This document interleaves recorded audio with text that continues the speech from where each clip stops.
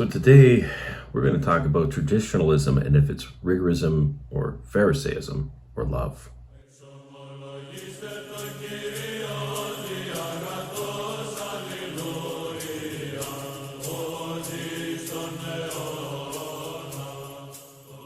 Hello everyone and God bless. This is Father Michael with another episode of Living Orthodox. And so today I'm going to be addressing this whole thing on Pharisaism and rigorism. So rigorism is a relatively new pejorative that, along with the term orthobro, which is never ever clearly defined by the people who use it, to describe someone who believes in upholding the exactitude, the Economia, over the Economia. That, for example, the proper reception of all heretics, all heterodox, that is any non-Orthodox person into the Orthodox Church, is not via chrismation, but via baptism. And no, for the millionth time, it is not rebaptism to grant an Orthodox baptism to a convert from Protestantism or Roman Catholicism. It is simply baptism. Even the canons of the Holy Apostles, which call, especially in Canon 50, for 3 immersions to be made, are not upheld by the Roman Catholics or by the Protestants. And actually, from a canonical standpoint, we can strongly argue for the case of baptism. The whole thing with receiving via chrismation, according to the canon of St. Basil the Great, these presuppositions don't even apply to Roman Catholics and Protestants. They don't even fall into those categories. So, we can get into that again at another time. I've done a couple videos on baptism. I'll do it again at some point, especially when I'm going to be talking and reviewing this book either later this week or next on the reception of the heterodox into the Orthodox Church, the patristic consensus and criteria, an Orthodox ethos publication brought to us by Uncut Mountain Press. So if you're interested, check it out. I will include a link in the video of that review. So this term rigorist, and before I begin to go any further into this, please be sure to like, share, and subscribe for more content. I do have a GoFundMe in order to help support my family with my current situation. I am still working out things with my education. However, a little update, I did decide to move on out of the program that I was in because the program that I was going into in the line of work was demanding a compromise in my Orthodox faith, and I would be forced to go against my priestly vows in certain cases with it. And so I stood my ground and was essentially told that I was not a fit for the field and for the program. And I don't regret that. My faith will always come first. So I am going to be looking to take a different course of studies. More on that in later updates. Continuing on, this whole charge of rigorism came from what, as far as I can tell, from a book published in 2008. And a big thank you to my brother-in-law, Father Deacon John, for pointing this out. Father John Anthony McGuckin coined the term, and in particular seemed to level it against the monks of Mount Athos, in which he referred to them as fringe. He essentially said that they have no place in terms of dictating how things should go in the world of orthodoxy, and that we should listen to academic theologians like him. Sound familiar? Probably because we've seen this term rigorist and fringe, and this disregard of the Athonite fathers applied by one Benjamin Cabe, at least almost a year ago, in some of his articles that he wrote against Orthodox ethos. So we see this term being used, in particular by people who are most certainly ecumenist. Father John Anthony McGuckin is most certainly an ecumenist. If you look him up, it's not even hidden. It's out there in the open. And it's this whole notion of trying to confuse the boundaries of the church. We also have this egregious document put out by the OCA that's meant for inquirers and catechumens into the Orthodox Church, and in particular into OCA parishes. I've read through this. It's going to confuse them. It's not going to help them. If there's any OCA hierarchs or priests watching this who want to maybe clarify certain things in there, being completely honest, it does sound like Protestant branch theory. It has a very Vatican II ecclesiology kind of sound to it, a ring to it that way, it's going to create more confusion than it's going to provide clarity. It doesn't provide any clarity. It's deceptive at worst and ambiguous at best. But moving right on, there's this notion that because more traditionally minded priests or lay people want to hold to the fact that the proper mode of reception into the Orthodox Church, and this is according to Canons 46 and 47 of the Apostles, Canon 50, Canon 1 of St. Basil the Great, again, this book that I mentioned, very useful for that, all affirm that baptism is the normative reception into the Church, not chrismation, baptism. And the fact that nobody's ever regretted being baptized, and anyone who says they have, I would question that. Because in my personal experience, I've never run into that. But they like to level the charge that those of us who hold to the traditions, who believe in maintaining a rigorous sacramental life, and at this point, rigorous is a compliment. I don't know why you think it's a pejorative. I don't know why you think is going to do anything to us. Better to be a rigorous than to be lukewarm. Okay, the Lord himself said, I'd rather you be hot or cold, and if you're lukewarm, I will spew you out. And I'm sorry, this very normie, secularized approach to the faith, it's lukewarm, and that's not going to go well for you in your spiritual life. Pharisaism looks to take the law and bend it to its own advantages. And more so, it looks to check the boxes.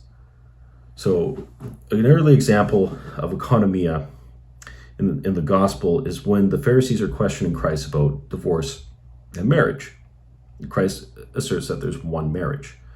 And then they go on and on and on about how Moses gave to their fathers the bill of divorce, that would allow them to divorce their wife and take another.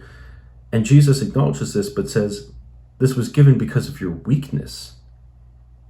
It wasn't given as a standard, but as a means of managing the household to prevent the greater evil. Thus, it is a economia.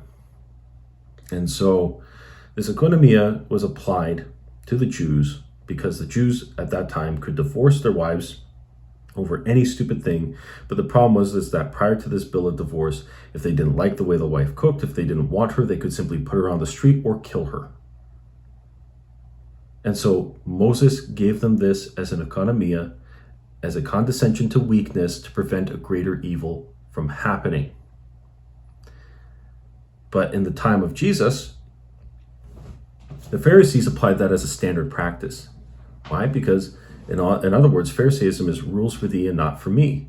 It's not about honoring the law of God for the sake of encouraging piety, but for the sake of control, and in particular, to control those who do desire piety. Those who desire righteousness, who love God's law for the sake of trying to have union with God, are usually the targets of Pharisees. And so the people who charge traditional-minded priests with rigorism are in fact Pharisaical. Because for them, Bishop XYZ said I can just receive via economia, that should be the standard applied to everyone. And they will claim that this is the standard. And if you derivate from the standard back to the actual Ecclesia, they will attack you for it. The Economia was never meant to supplant the Ecclesia. This is evident everywhere in the Fathers, in the commentaries on the canons, everywhere. Kyle did a great video on this, where another example of this is when Jesus tells his apostles that anyone who looks at a woman with so much as lust in their heart has already committed adultery with her in the heart. The internal life has been affected. The Pharisee does not care about the internal life. They even at first balked at this and said, Lord, this is difficult. Who can do this? And Jesus' response is, well, if you can't even maintain chastity of the eyes and avoid adultery that way, there's always celibacy. But there's the thing. The Pharisee will go and say, well, you didn't touch her. You didn't have intimate relations with her, so you technically didn't sin. See, it's about checking the boxes. You see, the ecumenists and the modernists, they'll say, well, if your bishop says, or, if it was done with water and in the name of the Trinity, it's a baptism, we don't rebaptize. Yeah, you're right, we don't rebaptize. Why? Because there's one baptism. The one baptism that we confess in the creed is an Orthodox baptism. It isn't anything else. There is no sacramental grace outside the church. When I say there's no sacraments, I mean there are no valid sacraments outside the church. If someone is received the Economia for pastoral reasons, maybe their priest felt this was best for them, maybe they were illumined by God in some cases that this was the best case to take, the best route to take, or there was literal physical limitations to preventing them from being able to receive a baptism, which even then there is Economia for that. And here's the thing, you'll see people argue, oh, well, the Didache says pouring is an acceptable form of baptism. No, it doesn't. The apostolic canons and constitution say to immerse thrice in water, and if not that, then to pour. And if that isn't an option available to you, then to sprinkle. And these are all in cases of emergency, by the way. And if not that, then sand. And then, if not that, in the most dire circumstance, you can use the air. That is in dire cases. That's not the standard, but you will see some people will latch onto that and go, it's technically okay, so let's make that the standard. And they obsess over it and they become unhealthy. Those are Pharisees. The Pharisees are not the ones telling you, no, hold off, see about getting baptized. These are the people who care about you. These are the people who believe strongly in the words of the Lord, who said in Matthew 28, to go ye therefore and baptize all nations, not to chrismate all nations, but to baptize them. The Lord cares about our salvation. This is why he came, and he gave specific commandments. And those of us who want to carry those commandments out aren't doing this out of some kind of form of Pharisaism. I mean, come on. It would be easy for us to take the relaxed way too. It'd be much easier for me to chrismate someone rather than dragging up the baptismal font, filling it with water, and then having to empty it and drag it back down all over again. But I'd rather do that 100 times over than shortchange someone out of a sacrament, than receive them improperly. St. Luke of Crimea, when his priest would perform baptism via pouring, and this was due to Latinization and the influence of the Roman Catholics, rather than deposing them or defrocking them, he suspended them from serving liturgy for 6 months. And Yoranda Ephraim could look at someone and tell when they communed or at any point if they were received via chrismation or baptism. And he said that when they had finally received baptism, they came out glowing like the sun. That their struggle was rewarded by God. The desire to do things right, to observe proper pastoral care, to preserve proper order. This is not Pharisaism. And this isn't rigorism. You know what the proper term for that is? Orthodox. Correct. Right belief, right worship. We didn't become Orthodox because there was any truth where we came from. We became Orthodox for those of us who converted to the faith because this is the truth. This is our home. And so with that in mind, don't get discouraged with people by chance calling you rigorist or saying that you're a Pharisee. Let that roll off you, because unfortunately the opposite applies in their direction. The same thing can apply to them. I mean to say, forgive me, it's late. They're Pharisees because for them it's about ticking the boxes, taking the easy way, and avoiding the Economia, avoiding the exactitude of the law of God. Thank you for your time, dear ones. Please be sure to check the links in the description, and God bless you all with a wonderful night.